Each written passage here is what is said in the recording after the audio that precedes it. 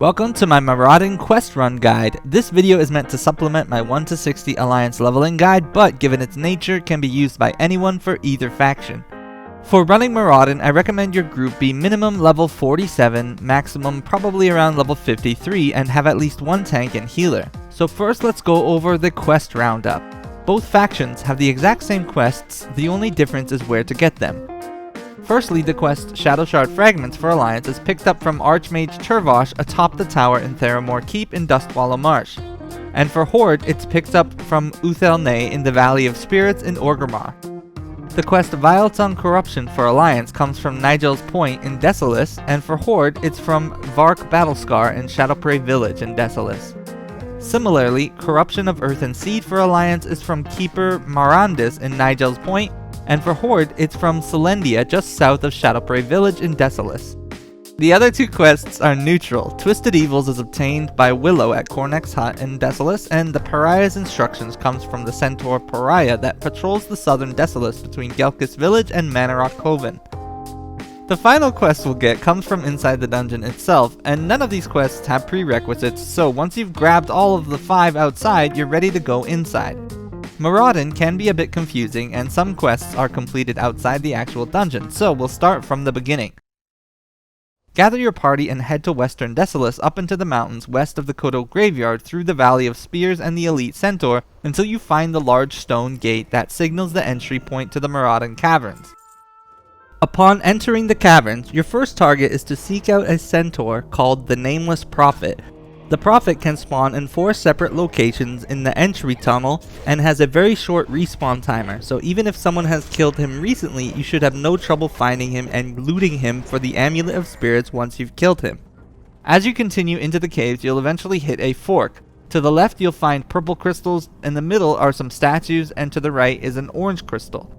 Start by going through the middle path and to the bottom until you find a friendly centaur named Spirit of Kolk. Use the Amulet of Spirits on him to kill him for the gem of the first Khan, then make your way back to the fork.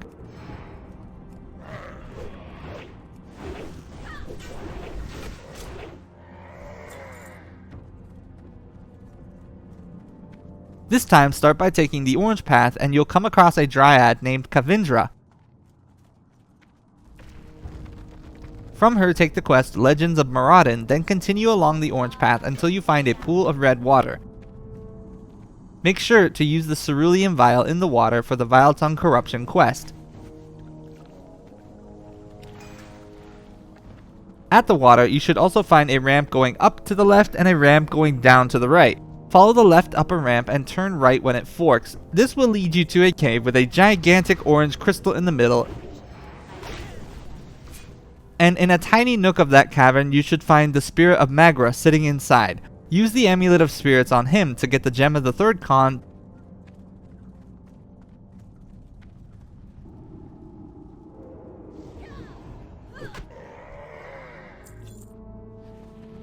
Then continue following this cavern and it will lead you to the entrance of the orange side of Mauradon.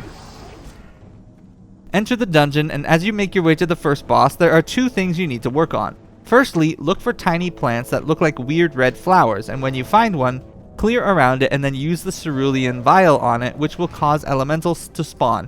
Keep cleansing these plants like this and killing the elementals until the group gets the quest completed, Vyletongue Corruption. In addition, along the path you should find another centaur spirit patrolling around who is friendly until you use the Amulet of Spirits on him. Make sure to do so and kill him to get the gem of the 5th Khan when you have a chance. For the trash mobs, because of their level, it's likely nothing will be particularly threatening to you, but the Barb Thrashers do an AoE knockdown that's a pain in the ass, and you need to be constantly aware of the patrolling dryads that can easily sneak up on you.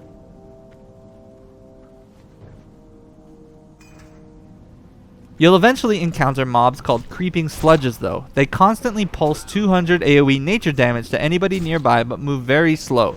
They're a bit of the pain for a melee stacked group, but the damage is completely avoidable. Just be sure not to stand in a bunch of them or you'll get yourself killed, and kite them if they're aggroed onto you. When you continue through this path, you'll eventually encounter a larva spewer object that continuously creates elite larvae.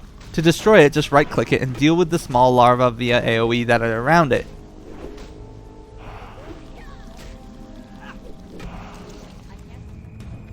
And just beyond that larva spewer, you will find a large room with tiny larvae all about it, and in the northwest corner is the first boss, Noxxion.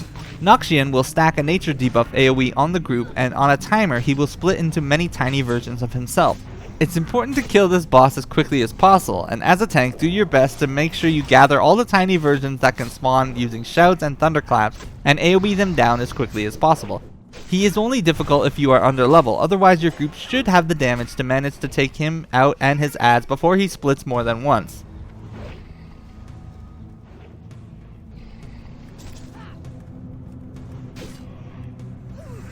Once he's dead, be sure to loot the quest item for the Legends of Mauradon, and now you have a choice of skipping the next boss, Razorlash, or killing him. He has no quests tied to him, but he does drop decent agi shoulders and cloth boots. He's 10 pulls further into the dungeon, so if you should choose to kill him, just clear a bit further in. And Razorlash himself just cleaves and is pretty much a tank and spank. Either way, killing him or not, our next step is going to be to backtrack out of the dungeon from where we came in, and try to make sure you are finished the Vyletongue corruption quest on the way out. Once you get out of the orange side of the dungeon, basically hug the tunnels left and you'll eventually find your way back to the fork in the road, and this time you'll want to track down the purple crystal path. When you get down the main purple path, you should spot the instance portal to the right, but before you go inside, you have 2 goals to complete outside. Firstly, you want to kill the Shadow Shard Smashers and Rumblers to get the Shadow Shard fragments for the group. Each person can loot each fragment, so you only need 10 in total for the whole group. Secondly, while killing the Shadow Shard Elementals, we want to seek out the second con. The purple tunnels can be a bit confusing, but the fastest way to the con is as soon as you enter the purple crystal cave, just go forward and you should see a broken archway sticking up from the floor below. Hop down off the ledge between the broken archway pieces, and when you land and turn around, directly behind you will be the second con in front of the shrine. Use the Amulet of Spirits on him to kill him for his gem. You can then go left from the shrine and find your way back up to the instance portal, so once you finish both of those objectives, you're ready to hop inside the dungeon. In the purple side, you'll start running into demons. Most in the first room can be skipped if you hop down and go through the tunnel west. And keep an eye out as you are clearing through the purple tunnel sides for the 4th and final con that will be walking around that we need to finish the pariah's instructions. If you do find him, make sure to use the Amulet of Spirits on him for the 4th gem, and you should be able to combine the gems to save bag space and complete the pariah's instructions. When the trail forks, take the right path up the stairs and be cautious as you pull here, as there are stealth satyr lurking about. But again, you should outlevel these enemies significantly, so nothing should be particularly threatening to you. Keep hugging the right wall until you get into the room with water called the Vyletongue seat.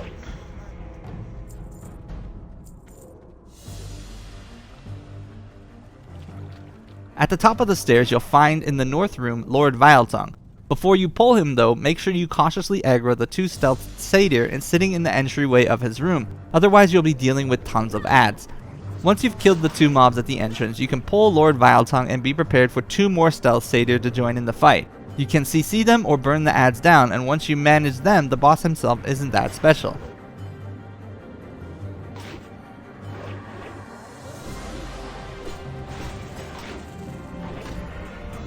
Once he's dead, loot him for the 2nd quest item for the Legends of Mauradon quest, and then continue on the path through the cave until you reach the tunnels with green water. For these tunnels, it's possible to skip a ton of enemies here to save a lot of time. To do this, move into the water and clear through it, hugging the left wall until it opens up towards the waterfalls. Clear through the middle of the water until you reach the edge of the waterfall, then jump down off the waterfall and continue to hug the left wall until you come across Celebras.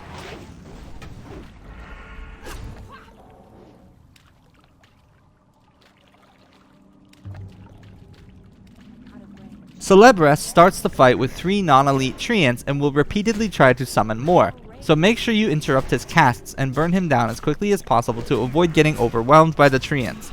As long as you prevent him from summoning friends, he's a very easy encounter.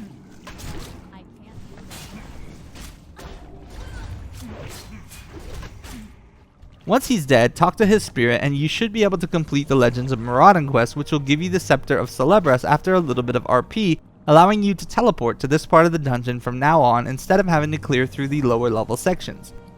Now all that's left to do is to kill Princess.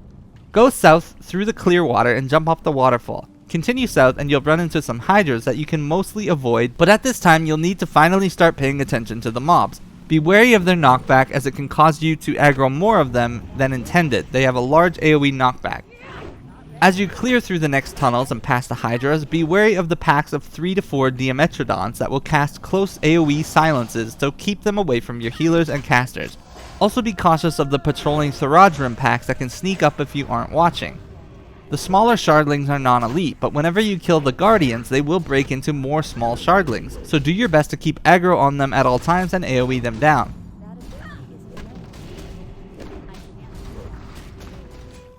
Once you make your way up the first ramp in this tunnel, the path will go left up another ramp or right through a cave.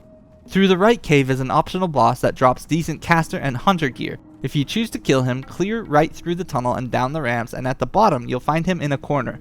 He can hit pretty hard and does a frontal fire AoE, but he goes down quick. Once he's dead, just backtrack up the ramp and this time continue up the ramps until you come up to a bridge. At this bridge, there's another fork. To the left is towards Princess, and to the right is towards another optional boss named Landslide, who drops some decent plate items and caster gear again. If you should choose to go for Landslide, clear up the ramp through the mountain giants one at a time and be sure to use Demo Shout and other damage reduction abilities as they hit pretty damn hard, and be wary of the patrolling giant that goes up and down the ramp.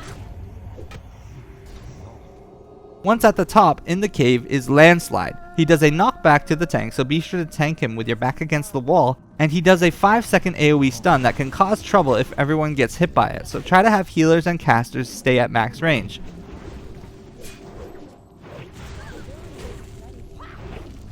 Once he goes down, all that's left is to kill Princess, so head back down the ramp and clear through the 4-pack of Mauradons, and you'll come across a big bridge with double giant pulls and a patrolling pack of 2 guardians.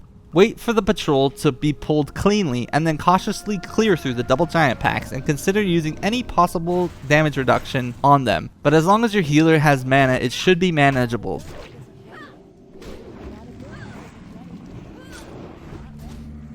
When you reach the end of the bridge, you will find Princess Theradras. She is a bit of a pain in the ass for the melee, as she'll periodically shoot out waves of dust that knock everyone back and hurt hard. So anytime you see her casting this, make sure to run out as melee. In addition, she throws out fears and sometimes throws rocks at casters to interrupt them. Basically do your best to avoid unnecessary damage from her pulsing AoE and try to keep threat off ranged damage dealers, kite her as needed, and she should eventually go down.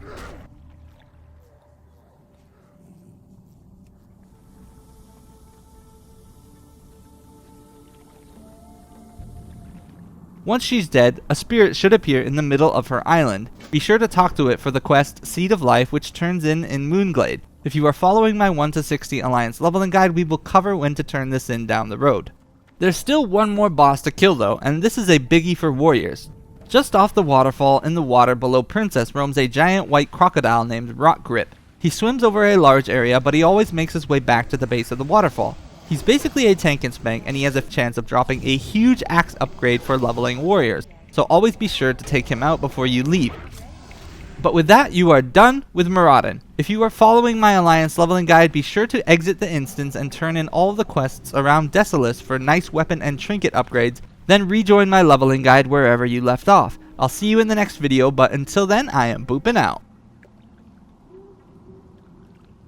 Boop.